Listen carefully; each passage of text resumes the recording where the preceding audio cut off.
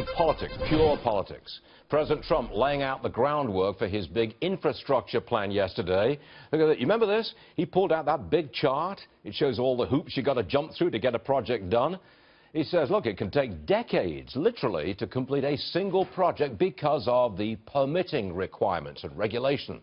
Kathryn Wylde is with us. She's the CEO of Partnership for New York City. Her organization focuses on New York City infrastructure projects, and she was in the meeting yesterday with President Trump. Am I right? Indeed.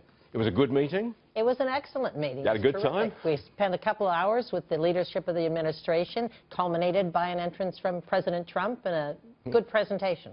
I think a lot of it centered on getting the permitting process shortened, because it's dreadfully long now. And you work in New York City. I mean, the absolute centerpiece of permitting problems in the United States.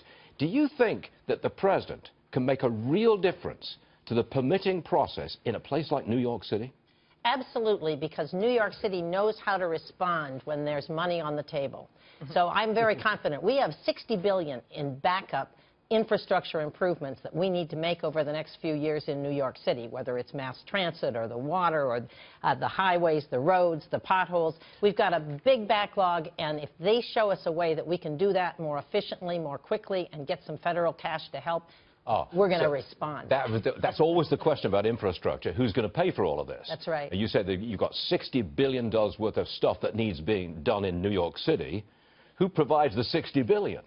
Much of that comes from the city. I mean, for example, the city built a $2 billion train extension to open up Hudson Yards, the west side of Manhattan. They went 40 blocks, and as a result, we have the largest private job-creating development in the country going on at Hudson Yards.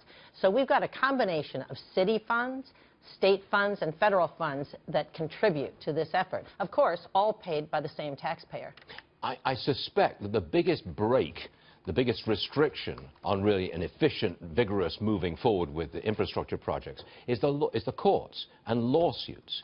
Because in America today, I know you're smiling here, but look, in America today, you want to do anything and some lawyer will sue you to stop you. Litigation is a big problem, but as the president pointed out yesterday, there are 17 federal agencies, 29 federal laws that currently you have to go through to get a highway started, for example. It takes 10 to 20 years.